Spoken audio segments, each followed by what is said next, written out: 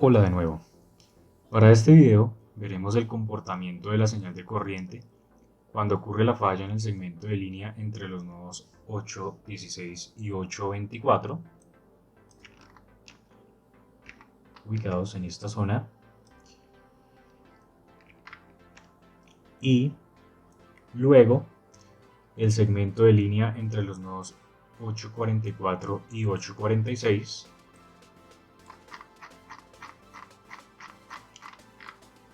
ubicados en esta zona cuando no hay generación distribuida. Para el sistema de estudio de caso IEEE de 34 nodos, el cual está implementado acá en el software EMTP. Bien, primero que todo simularemos nuestro sistema sin generar las fallas aún, para ver nuestro comportamiento de nuestra señal de corriente.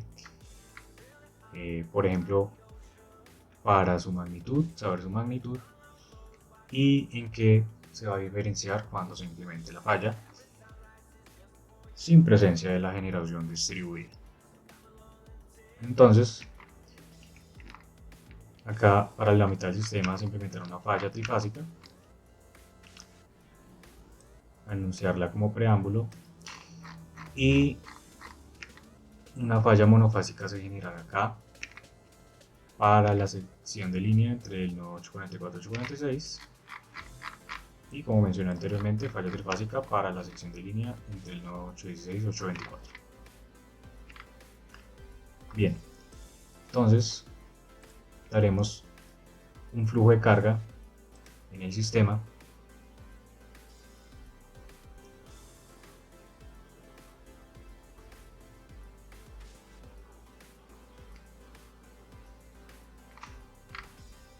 Bien, creo que debe ir realizando una cosa de datos anteriormente.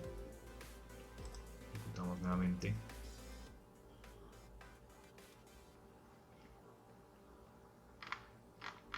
Ok, tenemos cargada nuestra, bueno, ejecutada nuestra simulación de flujo de carga, no tenemos ninguna falla, y como podemos observar, los nodos están al 100% con respecto al valor nominal del sistema, que serían 24.9 kilovoltios, RMS línea a línea, y debido a la longitud de toda la red, las ramificaciones de la red, esta se va disminuyendo al 98-99% aproximadamente en el sistema cuando nos encontramos en nodos ya cola del sistema. Bien, luego ejecutamos la simulación en el dominio del tiempo, teniendo ya ejecutado nuestro nuestro flujo de carga.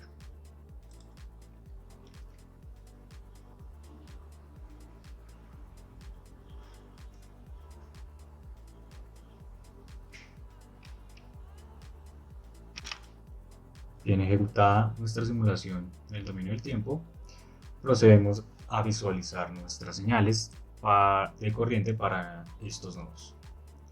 Bien, ejecutamos Scope View, visualizador de señales del software.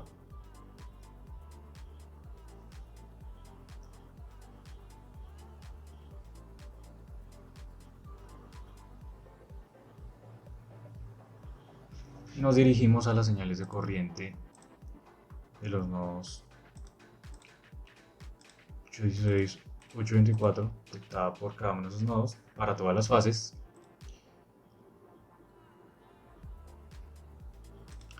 Y bien, vemos nuestro comportamiento de nuestra señal de corriente para entre esos nodos y para esta sección de línea entre los nodos 816 y 824, y podemos observar que como magnitud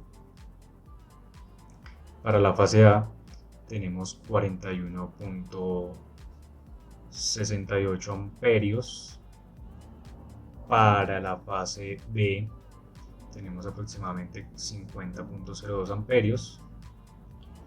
Y para la fase C tenemos 43.9 amperios.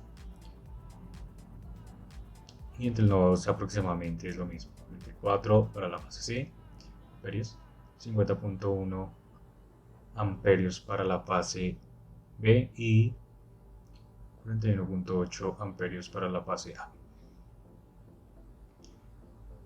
Esto nos muestra las magnitudes de corriente pico en señal para cada una de nuestras fases y sin presencia de la falla. Bien, ahora nos dirigimos a las señales de corriente entre los nodos 844 y 846. Bien, acá tenemos aproximadamente 2.5 amperios de corriente pico de nuestra señal de corriente y sin efecto de una falla sobre estos nodos aún. Bueno, no sobre los nodos, entre los nodos y más bien sobre el segmento de línea. Para estos nodos, como mencioné anteriormente, se efectuará una falla monofásica y para los nodos 816 y 824 se efectuará una falla trifásica. Bien, ahora efectuaremos la falla entre los nodos 816 y 824 trifásica y este es su modelo con una resistencia de falla de 20 ohmios aproximadamente, por lo cual la vamos a ejecutar entre los 10 y 30 milisegundos, prácticamente tomando el ejemplo de ocurrencia de la falla entre estos tiempos, tomado también en los anteriores videos.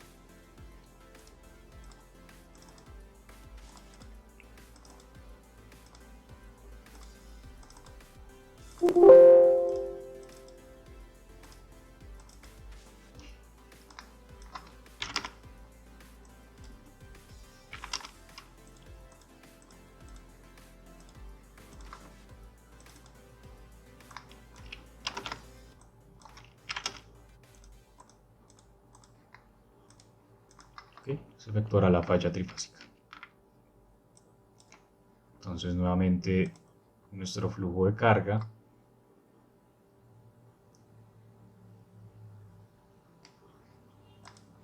ejecutamos nuestra simulación en el dominio del tiempo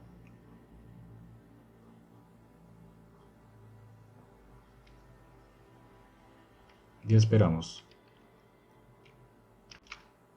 Ejecutada nuestra simulación, nuevamente nos dirigimos a nuestras señales, en este caso para la señal del nodo 816 824 de corriente y nos resulta este comportamiento en nuestra señal de corriente para cuando ocurre esta falla trifásica y para cada una de nuestras fases. Tenemos que nuestra amplitud para la fase A es de 617.4 amperios,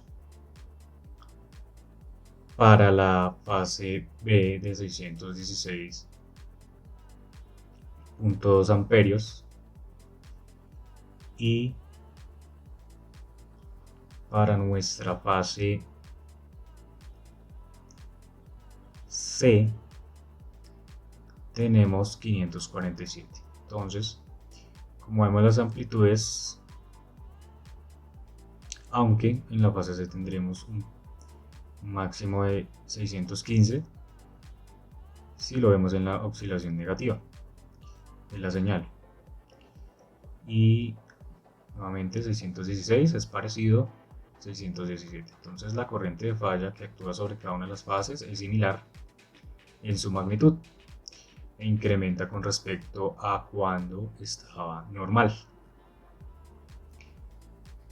Bien, y ya vista esto para vista desde el nodo 8.16 y de vista desde el nodo 8.24, vemos que hay una fluctuación de disminución de esa amplitud en medio de ese tiempo entre los 10 y 30 milisegundos, y luego vuelve y se estabiliza, obviamente, ya que es una falla que no permanece en el tiempo, sino simplemente se despega a los 30 milisegundos. Entonces vemos este efecto que para el nodo 2 la detecta de esta manera, perdón, para el nodo 8.24 o extremo derecho, en este caso, el nodo 8.16 sería el extremo izquierdo. Vemos este comportamiento de la señal de corriente. Se disminuye con respecto a sus valores originales, por ejemplo acá está de aproximadamente 41 se disminuyó a 21, casi la mitad. Acá de 50 a 34, nuevamente casi la mitad. Y acá 27, de 43, si no mal recuerdo, sobre 27. Y tenemos este efecto. Bien, ahora continuamos con generar la falla en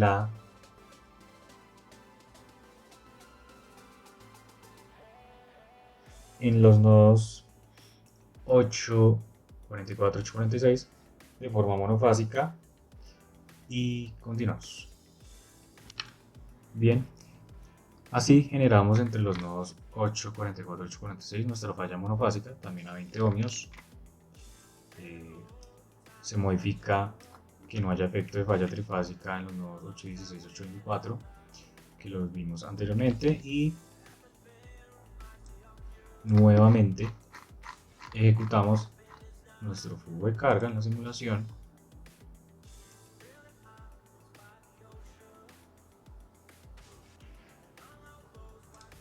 y simulamos para el dominio entero.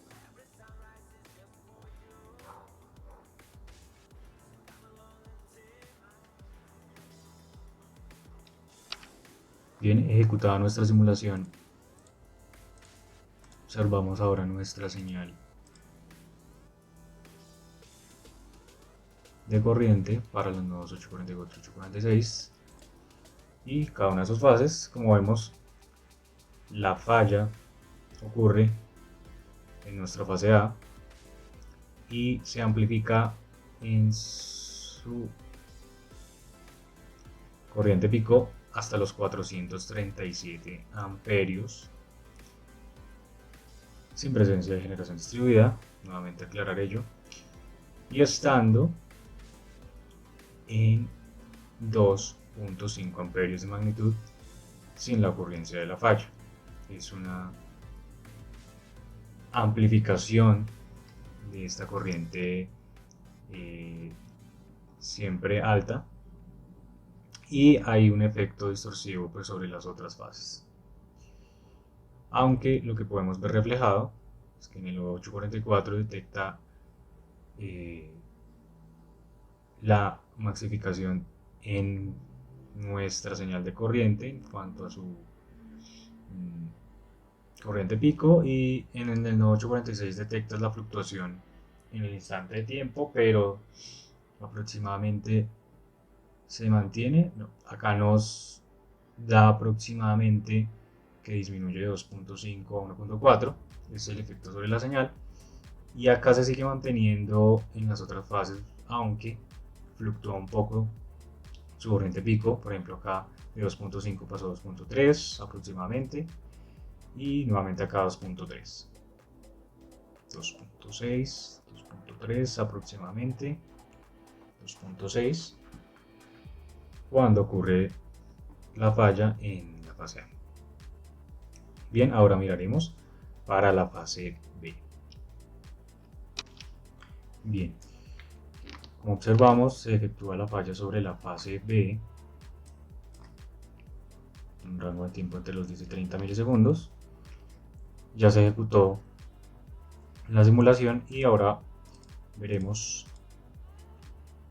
el cambio sobre la falla hacia la fase B. Bien, acá, como podemos observar, se amplifica para la fase B.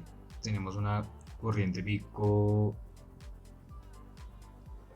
de 419.7 amperios, de 2.5 pasó a este valor. En las otras señales se mantiene, aunque hay un efecto de fluctuación nuevamente sobre la fase C y la fase A. Y tenemos aproximadamente una disminución de 0.3, de 2.5 a 2.2, por ejemplo, para la fase A, y para la fase C también puede ser 2.3. Y ya vista desde el nodo 846, tenemos un efecto de disminución para la fase en falla a 2 amperios aproximadamente, de 2.5, y tenemos 2.3 y 2.3, 2.4 para la fase C aproximadamente. Bien, aunque acá es similar, 2, y acá 2 aproximadamente en magnitud para la fase C. Y estos son los efectos de la falla sobre el sistema, falla monofásica en la fase B y sin presencia de generación distribuida nuevamente. Ahora lo haremos para la fase C. Bien, acá la falla nuevamente para la monofásica, pero sobre la fase C, 20 ohmios, ya se ejecutó la simulación. Ahora veremos nuestra señal. Y bien, tenemos ahora este comportamiento sobre la fase C.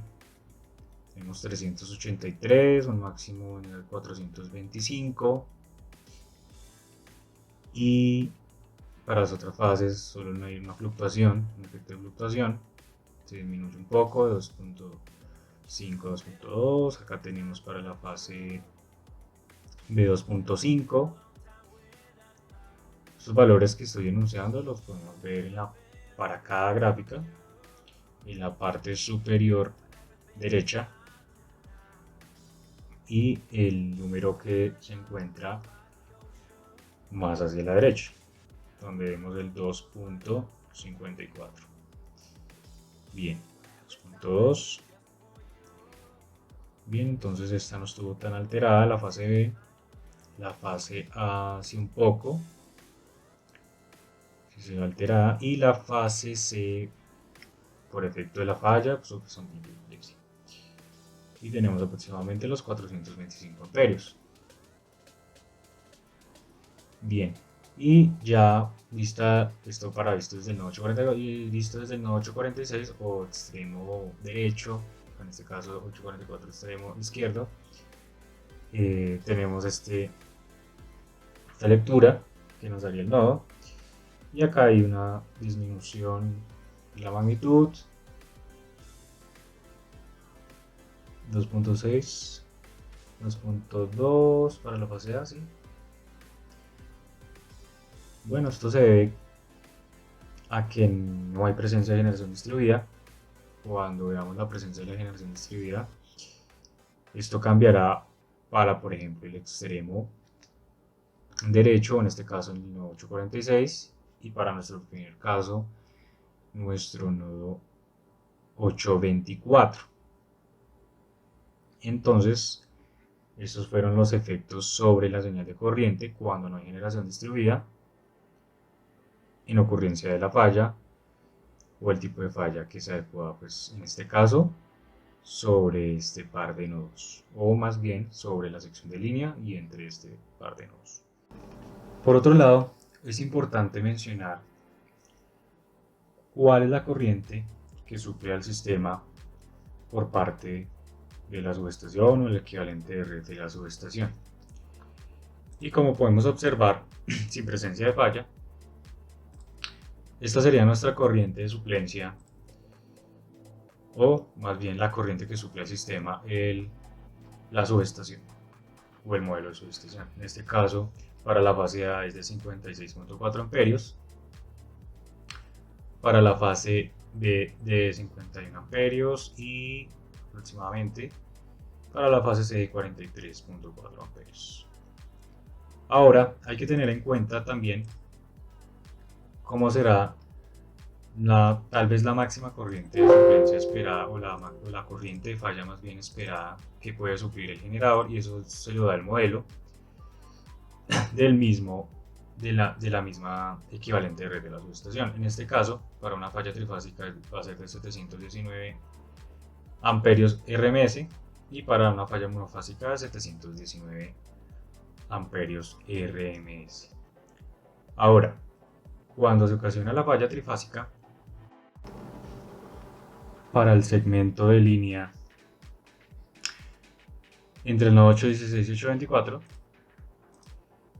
tenemos en este caso que nuestra subestación suple a la falla, por lo menos para la fase A, una corriente de 625, y vemos que para el nodo 816 se ve reflejada a 817.5, casi aproximadamente 818, y para la fase B de 616, en este caso 615 aproximadamente, 616 también, y para la fase C 615, bueno, 611.